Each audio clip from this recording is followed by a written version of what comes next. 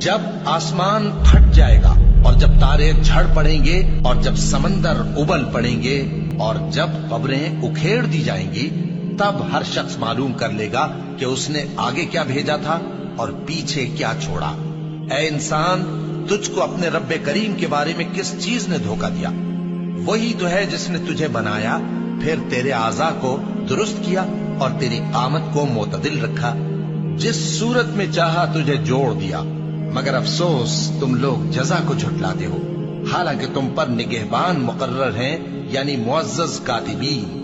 جو کچھ تم کرتے ہو وہ اسے جانتے ہیں۔ بے شک نیکوکار نعمتوں کی بہشت میں ہوں گے اور بدکردار دوزخ میں، یعنی جزا کے دن اس میں داخل ہوں گے اور اس سے چھپ نہیں سکیں گے۔ اور تمہیں کیا معلوم کہ جزا کا دن کیسا ہے؟